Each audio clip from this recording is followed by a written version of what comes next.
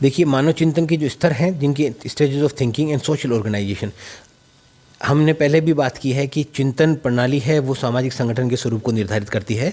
तो इस रूप में कॉम्ट का मत है कि मानव चिंतन के स्तर और सामाजिक संगठन में एक प्रत्यक्ष संबंध है, और इसलिए मानव चिंतन के प्रत्येक स्तर पर एक विशेष प्रकार का सामाजिक संगठन पाया जाता है, जो कि ऐतिहासिक प्रमाणों के निम्न प्रकार हो सकता है। अब ये तीन जो स्टेजेस थी, उन तीनों स्टेजेस में किस प्रकार के समाज की स्थितियां थी, यानी कि प्रत्यक्षवादी यानी कि आधुनिक समाज, प्री मॉडर्न स्टेज, और ये एंशियंट और मिडाइवल और एंशियंट जो सोसाइटीज़ थी, उनके बारे में ये है। सामाजिक संगठन का स्वरूप भी उसी प्रकार होता है।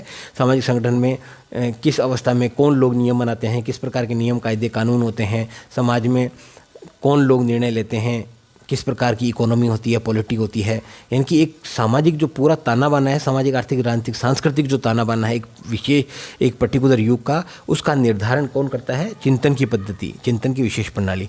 अब देखिए, पहला है जब मानव ज्ञान धार्मिक अवस्था पर होता है, यानी कि थियोलॉजिकल स्टेज जो थी चिंतन की अवस्था, उस समय का जो सामाजिक संगठन था उसकी क्या विशेषताएं देखने को मिलती थी? प्रत्येक चीज़ की भांति सामाजिक जीवन और संगठन का भी ईश्वर इच्छा का प्रतिरूप माना जाता था। यानी कि इस समय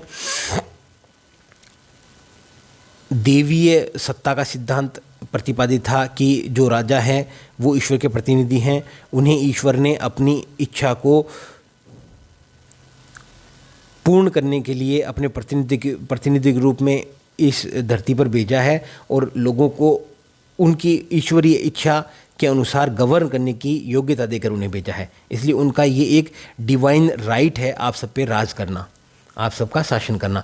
इस स्तर पर समाज का स्वरूप संबंधी उल्लेखनीय सिद्धांत ईश्वर सिद्धांत या डिवाइन थ्योरी होता है। इसके अनुसार समाज की उत्पत्ति और अस्तित्व ईश्वर की इच्छा से है। इसी कारण जो राजनीतिक सत्ता है वो ईश्वर अधिकार पर आधारित होती है। राजा को ईश्वर का प्रत्यक्ष प्रतिनिधि माना जाता है, और इसलिए यह माना जाता है कि राजा के समस्त आदेशों को उचित या अनुचित का विचार न करते हुए, यानी कि स्क्रूटनी नहीं होना चाहिए, राजा के मन में जो कुछ भी आ गया वह एक तरह से उसके शब्द ईश्वर के शब्द हैं, सबको मानना चाहिए। इस दृष्टि से राजा प्रत्येक प्रकार के कार्य को कर सकता है, पर उसके लिए वह ईश्वर को छोड़कर किसी के लिए भी उत्तरदायी नहीं है। उससे कोई भी जवाब नहीं मांग सकता है, न ही कोई उसके किसी कार्य को संदेह की दृष्टि से देख सकता है। चूँकि राजा पृथ्वी पर ईश्वर का प्रत्यक्ष प्रतिनिधि होता है, इस कारण उसके शब्द ही कानून है, और चूँकि इस प्रकार के कानून के पीछे ईश्वरीय अभिमति होती है, इसलिए किसी को भी यह अधिकार नहीं है कि उन कानूनों के उचित अनुचित का विचार करे। इन कानूनों का उल्लंघन ईश्वरीय कानूनों की अवहेलना मानी जाती है। तो क्या आज ये आप देखते हैं किसी प्रकार का कानून लाया जा सकता है? नहीं। विधानसभा, राज्यसभा, विधायिका जितनी भी हैं, वहाँ पे डिटेल्ड डिस्कशन होते हैं, कानून लाए जाते हैं। कानून यदि असंवैधानिक है तो उन्हें चुनौती दी जाती है। कुल मिला के चिंतन और तार्किकता के आधार पर विभिन्न कानूनों के अस्तित्व की चर्चा की जाती है, उनकी उपयोगिता पर चर्चा की जाती है। जबकि ये जो थियोलॉजिकल स्टेज थी उसमें राजा ने जो कह दिया वही कानून था। क्यों? क्योंकि जनरली सामान्य मत ये होता था कि राजा ईश्वर ही है, ईश्वर का प्रतिनिधि है, जो उसने कह दिया वह सर्व स्वीकार्य है, सर्व रूप से उसको मानना ही एक तरह से नैतिकता थी, मॉरलिटी थी, यही एक प्रकार का ऑब्लिगेशन था। वे ईश्वरीय अदालत में कठोरतम दंड के भागी होंगे, जो कि पृथ्वी पर राजा के द्वारा किए जाते हैं। बाइबल के मतानुसार स्वर्ग में अच्छे और बुरे ज्ञान के वृक्ष के निषिद्ध फल तोड़ने, प्रोहिबिटेड जो फ्रूट्स हैं, और उसे खाने के कारण ही आदम व ईव स्वर्ग से निकाले गए थे। यही मनुष्य जाति आदि अपराध है। ये इनकी सबसे पहला जो अपराध हुआ था मानव का, माइथोलॉजीज के अनुसार, वो था एडम और ईव। ईव ने जो प्रोहिबिटेड एप्पल खा ली थी, जिसकी वजह से Adam and Eve were banished from the heaven and they were thrown on this planet called earth to suffer all the sufferings, all the bad experiences on earth. इस स्तर पर ऐसी अनेक लोक गाथाओं के, अब देखिए माइथोलॉजीज़ का महत्व होता है। लीगल डिबेट्स नहीं होती हैं, डिस्कोर्सेज नहीं होती है वहाँ, तार्किक चिंतन, इस प्रकार के विचार विमर्श नहीं होते हैं, बल्कि लोक गाथाएँ होती हैं, माइथोलॉजीज़ होती हैं, मिथ्स निर्मित हो जाते हैं। ये मिथ्स और माइथोलॉजीज़ हैं लोरे, जिनको बोलते हैं LORE, लोरे, एक तरह से किंवदंतियाँ, कहानियाँ के द्वारा सामाजिक नियंत्रण किया जाता है, और लोगों को उन्हें चुपचाप मानना भी पड़ता है, क्योंकि ऐसा न करने पर ईश्वर दंड का भुगतना पड़ता है। लेकिन धीरे धीरे समय बदला, तार्किक अवस्था आने से पहले तात्विक अवस्था तक पहुँचने लगे, आप देखिए थियोलॉजिकल स्टेज से हम मेटाफिजिकल स्टेज में आने लगे। तात्विक स्तर पर सामाजिक संगठन और राज्य शक्ति के स्वरूप में परिवर्तन होता है। ईश्वर अधिकार की अवधारणा को त्याग कर प्राकृतिक अधिकार, नेचुरल राइट, नेचुरल लॉ को अपनाया जाता है और इसी के आधार मनुष्यों को राजनीतिक संबंध निर्धारित तथा नियमित होते हैं। इस स्तर पर सामाजिक संगठन का प्रथम स्तर से अधिक प्रगतिशील होता है, मोर प्रोग्रेसिव है, क्योंकि यहाँ पर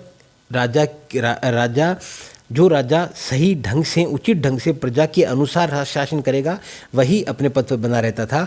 किसी प्रकार की अलौकिक शक्ति का प्रतिनिधि के रूप में उसे स्वीकार नहीं किया जाता था, बल्कि उसे परफॉर्म करना पड़ता था।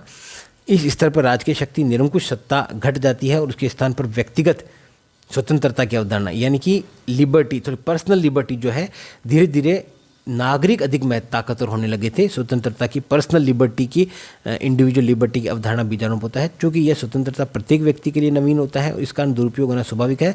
फलस्वरूप इस तरह भूतकाल के अनेक अंधविश्वासों को नष्ट होने, वैज्ञानिक स्तर के लिए एक आरंभिक नींव पड़ने पर भी रक्तपात और अराजकता का ही बोलबाला रहता है। इस स्तर पुरोहितवाद, ये जो प्रीस्टहुड जो था, पुरोहित थे, क्लेर्जीमैन थे, जो लीगल, जो लॉयर्स वगैरह थे, ये इस समय अधिक इनका बोलबाला था। इनके अनुसार ही समाज में निर्णय लिए जाते थे। उदाहरणार्थ 10वीं शताब्दी से 15वीं शताब्दी के अंत तक यूरोप में इसी पुरोहितवाद का बोलबाला था, प्रीस्टहुड का बोलबाला था। यह माना जाता है कि धर्म संघ सर्वथा विशुद्ध है। धर्म संघ, जितने भी जो रिलीजियस ऑर्गेनाइजेशंस होते थे, वो सर्वथा विशुद्ध, इसी कारण राज्य की तुलना में उनका स्थान श्रेष्ठ और पवित्र है, राजा से भी ऊपर है। जैसे पोप का दावा था कि सेंट पीटर को इस लोक और परलोक दोनों में मनुष्यों को बद्ध और मुक्त करने का अधिकार मिला था। पोप सेंट पीटर का प्रतिनिधि है और इस कारण उसे भी अधिकार प्राप्त है। संसार या लोक में बद्ध और मुक्त करने के अधिकार का यह अभिप्राय है कि पोप की सत्ता लौकिक विषयों में भी सर्वोच्च है, पर उसके स्वयं अपने हाथ में नरक का सम्राट को हस्तांतरित कर दिया है। यानी कि एक तरह से पुरोहितवाद इसमें हावी था। राजा से भी अधिक महत्वपूर्ण कौन हो गए थे? पुरोहित लोग हो गए थे। हमने चर्चा की थी पहले, फ्रेंच जो सोसाइटी थी, उसके जो एस्टेट्स थे, फ्रेंच सोसाइटी थी, उसके जो डिफरेंट एस्टेट्स थे, उन एस्टेट्स में एक तरह से जो सबसे ऊपर था वो क्लेर्जी, फिर नोबिलिटी और फिर कॉमनर्स। सबसे ऊपर जो हायरार्की थी उसमें क्लेर्जीमैन थे, यानी कि पुरोहित लोग थे, फिर नोबिलिटी राजा थे, और फिर सबसे सामान्य प्राणी थे, सामान्य लोग थे, आम जनता जिसे बोलते हैं। तो ये जो क्लेर्जी हैं, सत्ता इन्हीं में नहीं थे, लेकिन ये अपनी सत्ता राजा को हस्तांतरित करके रखते हैं और उस अपने मार्गदर्शन में ही और राजा को निर्देशित करते हैं कि किस प्रकार का शासन उन्हें करना है। अतएव सम्राट को जो कुछ अधिकार मिले वे सीधे ईश्वर से न मिलकर पोप से प्राप्त हुए। इस कारण सम्राट का पद पोप के पद के नीचे और उसके अधीन है।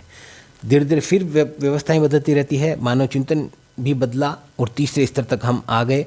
ये लगभग आप 18वीं सदी मान लीजिए, आप ये जो अवस्था थी दूसरी, ये आप 13वीं से 18वीं सदी मान लीजिए द्वितीय अवस्था, और जो फर्स्ट थी वो प्रारंभ से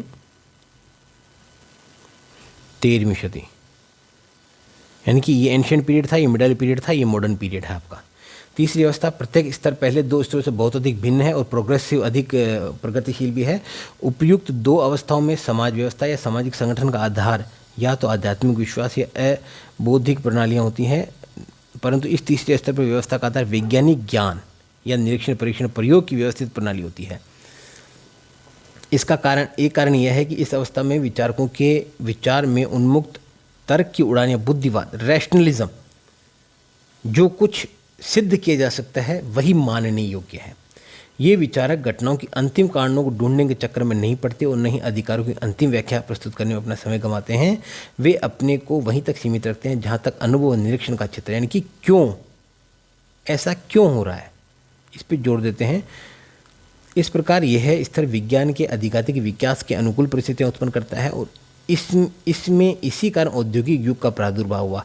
इस स्तर में नए आविष्कार करने की प्रवृत्ति बढ़ती है और लोकतंत्रात्मक राज्य संगठन का बोलबाला होता है। यानी कि लोकतंत्रात्मक, व्यक्तिगत स्वतंत्रता, समानता, 3 शब्द आपने देखे होंगे, FEL, freedom, fraternity, liberty and equality, और समानता।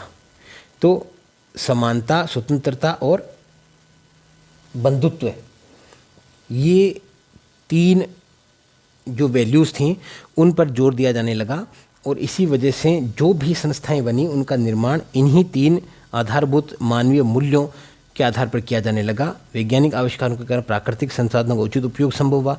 इन सब परिवर्तनों से अनेक लाभ हुए, जैसे समाज के सदस्यों को एक वैज्ञानिक दृष्टिकोण विकसित होता गया, काल्पनिक किला बनाने में समय बर्बादी कम होती गई, शिक्षा का पुनर्गठन होता है, सामाजिक पुनर्निर्माण की प्रत्यक्षवादी योजना दी पॉजिटिविस्टिक स्कीम ऑफ और the planning for social reorganisation reconstruction, जिसकी अगस्त कौंड बार बार बात करते थे, को कार्यान्वित किया जाता है। मित्र राष्ट्र की स्थापना संभव हो पाई क्योंकि तार्किकता के आधार पर सामाजिक संगठन स्थापित करने थे, मानवता के धर्म का विकास होता आदि आदि। इस प्रकार स्पष्ट है कि समाज में भौतिक, बौद्धिक व नैतिक शक्तियों का एक उत्तम सामंजस्य होता है, जिसके फलस्वरूप संपूर्ण सामाजिक संगठन सुव्यवस्थित प्रत्यक्ष होता जाता है। मानव सभ्यता के विकास का यह उत्तम स्तर है कॉम्त के अनुसार। अब आज के व्याख्यान में हमने कॉम्ट की 3 अवस्थाओं का मानवीय चिंतन या मानव विकास की 3 अवस्थाओं के सिद्धांत की हमने चर्चा की। यह अगस्त कॉम्ट का एक बहुत ही महत्वपूर्ण योगदान है समाजशास्त्र को एक तरह से संपूर्ण सामाजिक जो चिंतन है, व्यवस्थित सामाजिक चिंतन है एंड जो फील्ड ऑफ सोशल थॉट है, उसको समाजशास्त्र एक तरह से अगस्त कॉम्ट का एक बहुत ही महत्वपूर्ण, सबसे प्राथमिक एक हम मान सकते हैं योगदान उसे मान सकते हैं।